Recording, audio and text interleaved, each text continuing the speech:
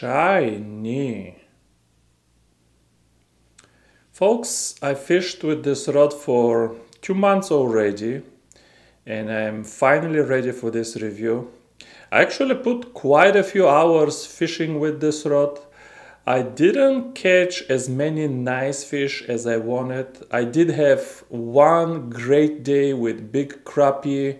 Not that many crappie, but big crappie, but the rest was mostly, yellow bass, some bluegill, and since this weekend I tangled with a few disgusting gar that swam away with my Kitex.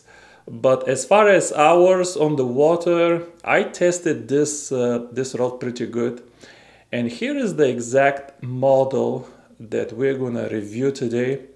I am happy to tell you that there is finally an OKUMA product that I can recommend for you guys. So far, never been happy with their reels or their rods. They're kind of value oriented, but even in terms of value, Daiwa and Shimano seem to have better offerings in the lower end. But okay, this is OKUMA SST Special Edition. This is a 7-foot rod. It says light action, but I'm here to tell you that this is the perfect ultralight rod. I'll show you some images of the bending curve. The bending curve of this rod is virtually identical to that of the Daiwa Presso, but even better if you ask me. These ratings here are all over the place too. 4 to 10 pounds is correct, but 1/8 to 3/4 ounce is laughable. This rod is designed to cast something like 2-3 gram jig head with a 2-inch Kitex on it, and not too far from that. Okay, let's start with the handle. The handle of this rod is somewhat intriguing. It's very shiny. It's completely carbon. I'll show you what it's made of even inside in a second. But my problem with this handle was it's really long. Look where the reel seat is, and look how much handle you have under the reel seat. Who needs that much handle? Even if you cast with 2 hands, it's too long. I'm going to talk more about this later, but first of all, as you can see, I already bought 2 of these rods because I really love it, and I know once I do the video and I recommend it, it will go out of stock everywhere. So if I like something, I make sure I buy enough of it before my video goes out. But what I did is I chopped it up. I chopped it up from over here. Let me show you. This was the first piece I chopped. It wasn't enough. Then I chopped a little more, still wasn't enough. And then I chopped a little more. And now this rod over here is sweet. It's just super sweet for me. The size, the maneuverability, the weight, the balance, everything is awesome. Let me show you what it's made of inside. So you can see the blank of this rod, the blank itself is really thin. I forgot, I measured them, and the blank was exactly the same diameter as the Daiwa Presso in the base, but at the tip is actually even thinner than the Daiwa Presso. So this rod has a very thin blank, and then it has some foam, and then it has the carbon on top. Now foam is light and carbon is also light, but it's still a lot of mass. So you have that much volume, even if something light, weight adds up. So I don't know why they designed this so long. They could have put one piece here. Maybe they wanted to make it easy to remove from rod holders, put in and out of rod holders. I've seen some people like that. It doesn't really matter to me. I'll tell you, it grew on me. At first it was kind of strange, but then this handle kind of helps with sensitivity. It helps, it feels good. And also if you have slime on your hands or something, it's very easy to wipe off and then it's shiny again. So what I did was I cut it up and then I cut a piece of the rubber over here. And so you don't end up with a rod that looks like this. See where I cut off a piece of the rubber? Oh, that's not rubber, that's foam. So after you cut out like 4 or 5 inches, whatever fits you, maybe you don't have to cut anything at all. Cut just this piece alone and glue it to the rod. So if you can see here, the rod is all the way against the window. I cannot show you. But I still have a butt on the rod. It doesn't look like this, you know. The real seat is nothing special, but I do like that it's gunmetal finish. I'm a sucker for gunmetal finish. And the guides on the rod, I'll show you in a second, they are exactly the same gunmetal finish as this. And as a result, to me, the rod overall, even with this shiny carbon is not for everybody. I was never a fan of shiny carbon, but I don't know, to me this rod looks sophisticated, looks nice. Then we have a simple hook keeper. Then the blank is nothing special, just black paint, but it does have clear coat all along the blank. And then another high point of the rod. This rod has 2 high points. One amazing blank, but unlike the Daiwa Presso, which has very cheap just steel guides, no inserts, no nothing, this rod, how can I spin it? Give me a second. Looky here. This rod, folks, has some good looking and not cheap guides. These are Seaguide guides. They are stainless steel frame, but it has the gunmetal finish and the frames are very thin frames, and they have my favorite zirconium inserts. Zirconium inserts are also very thin. Overall the guide is very thin, reasonably light, and it just, I mean, looks like expensive guide. You can put this rod costs $66, folks. You can put this rod, this guide on a $180 rod and it will look appropriate. Perhaps if you put it on a $180, the size will probably be smaller. High-end rods usually have smaller guides. This guide is 25 millimeter outer diameter. The guides are very similar to Daiwa Presso. The first guide is exactly the same. But the top guides are just a little bit smaller than the Daiwa Presso, which I actually prefer. Daiwa Presso, I don't know, 2 years ago I thought Daiwa Presso had beautiful, perfect guides. Now when I fished with micro guides so much, yeah, the guides on Daiwa Presso perhaps could be 1 millimeter, you know, smaller up top. So beautiful guides. I can't show you all the way, it's really uncomfortable, but all of the guides are like this, and the rod has just perfect size guides, even all the way on top. They are getting smaller than the Daiwa Presso, but they are not micro. You will cast 4-pound line, 5-pound line, 6-pound line. I don't know if I would go 10 pounds.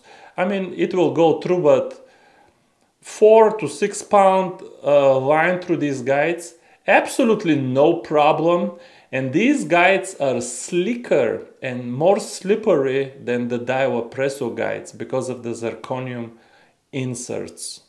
Folks, I absolutely love this rod and I highly recommend it, provided that you use it for what I use it.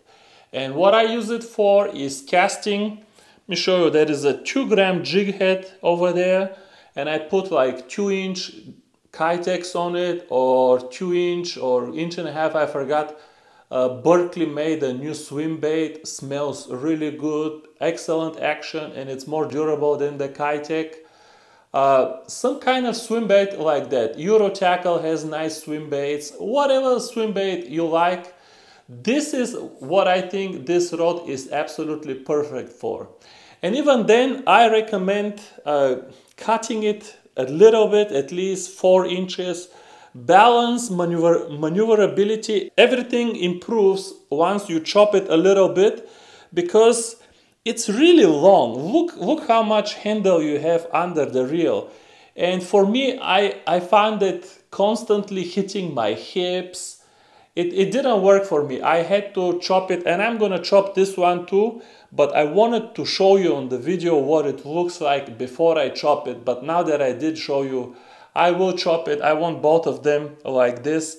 This one right now is very short, perhaps too short for some of you, but you saw I cut it. It took me three times to get it to the perfect length. For me, it's awesome now. It's very maneuverable, and I don't know, it balances amazing, because this stuff here is kind of heavy and it still balances the whole rod. And now I have a perfect like 6'8" rod. I told you I love 6'8" rods. I don't know why they don't make more of them, but this thing right now is absolutely amazing. With this size guides, you can put a 2500 size reel. You don't have to. 2000 looks just as good. I tried it with some 2000s. Even balances really good. This rod, because of the good balance here, will tolerate some really light reels, despite being a cheap rod, not particularly light. But you can put very light reels here, and I put 150 gram reels, and it still felt really good. This reel is only 160 grams. So it feels very good with light reels. But this rod is absolutely amazing for casting these swim baits and then fighting crappie. The perfect fish for this rod is crappie. Also maybe trout. I would love, fighting some trout in a river with this rod. Bluegill, I mean, of course, why not? But I don't know, somehow I associate it with big crappie and with big trout in current, where it bends the blank all the way down to here. I'll show you some video now of the bending curve of this rod, and it looks a little bit different on camera than the way I saw it when I was holding the rods. But let me tell you, the bending curve of this rod is very close to the presso. Just listen to what I'm telling you, because it's kind of hard to tell in the video. But it's very close to the presso, but even more parabolic. Even less of a tip than the presso. The presso already almost has no tip at all. But this rod has even less of a tip than the presso. And then when you load them with 8 ounces, both rods, you will see that where the presso stiffens up, this rod still has another 5 or 6 inches of bending, and then it stiffens up. So you load this rod with a 12-inch crappie, and my gosh, it doesn't look that thin, but that rod bends all the way down. Even here, it bends even here. But this is the most parabolic rod that I have touched in terms of ultralight fishing. This green rod that I told you, that costs only $33, I will leave a link to that review below, has actually very similar bending curve to this rod, and it costs only half of this rod. So if 66 bucks is too much for you and you love parabolic rods, you can buy that one. But that one is cheaper handle and cheaper guides. These guides are very nice looking, they're thin, they have the slippery inserts. I mean, this rod has better guides than the Daiwa Presso. Talking about Daiwa Presso, let me give you a detailed comparison between this rod and the Daiwa Presso, because Daiwa Presso has a 7-foot rod also, And the blanks are very close competitors. It seems like they're both very parabolic. They both have similar size guides, but the two rods don't feel the same. They feel very different. The reason I really love this rod, and I recommend it even if you have high-end rods, is because this rod feels like a glass rod. It says it's high-end carbon. No, it's not high-end carbon. I don't know. I don't care what they say on the website. This rod feels like a glass rod. And if you've never fished with a glass rod and you have some other high-end rods, but you don't, it's hard to find a high-end glass rod for some reason. This is as close as it gets to the feel of a high-end glass rod, and at the same time, it's only $66. You cannot even buy Daiwa Presso for $66 anymore. They cost, even though the MSRP is still low, but the street price, because everybody is buying them as soon as they show, the street price is practically $20 more than that. But you have nicer guides than the Presso. Don't get me wrong, I love the Presso. I'm not saying this is a better value than the Presso, but has some advantages. It feels more like a glass rod than the Presso. It has extra 6 inches of bend in the blank that the Presso doesn't have. Trust me, you can see the video, watch the video again when I load them both with 8 ounces. Where the Presso stiffens up, this rod bends another 5 or 6 inches. So the blank is even more parabolic, more curvy. And man, once you hook a crappie and you load it all the way, the feeling of playing a crappie, that's why I want this rod, to enjoy playing a crappie with it. It's not that good of a caster, to be honest, even with these big guides. If you're looking for maximum distance, glass feeling rods, they're not going to give you very good maximum distance because the recovery is not very fast. The recovery is, when you compress the blank, how quickly does the bank catapult and straighten up. And these more expensive rods, the high carbon rods, like if you compare my Shimano Suare, it doesn't matter which Suare, it will give you at least 30 feet on top of this rod, even with the smaller guides, just because that blank is whippy, man. You compress that blank, this one is a slower blank. No good for maximum distance. But for casual casting, because the guides are so big, guides are big, and when you casually cast, it casts super easy. Super easy, even with 4-pound line. I haven't tried with 6-pound line, but don't go 6. I mean, 4 pound is enough for this rod, and 4-pound line is enough for bass. But with 4-pound line, it will cast a long way. If you go 5-pound, it will still cast a long way. If you want to use it for float fishing, by the way, it has a 9-foot version. I haven't seen it, but if it's the same blank like this, I haven't seen it. So there is a risk there, but that would make one amazing float fishing rod.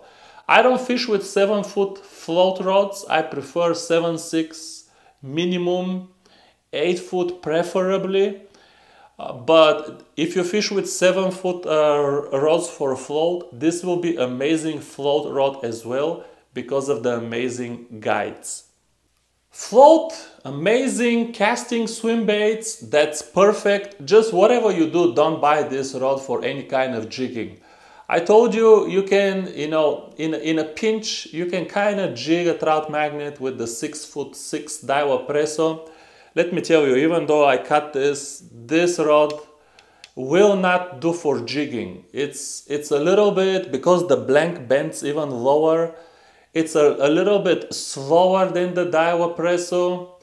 It's even a little bit less sensitive than the Daiwa Presso, if you can believe that. Daiwa Presso is is not a sensitive rod by any stretch. Maybe because the Iowa Presso doesn't have the clear coat, it's kind of a more bare blank. The Iowa Presso is a little bit more sensitive than this. Now, I mean, I really enjoy catching crappie with this. I still feel every bite. If you're looking for sensitivity under $100, and then I told you on top of that, this feels like a glass rod. Don't buy this rod if you're looking for sensitivity. You're still gonna feel every bite, but it feels different. It feels like a glass rod.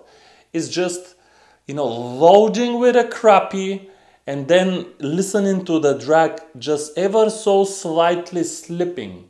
Just fully loaded blank and the drag going just slipping a little bit. This is just what is amazing with this rod.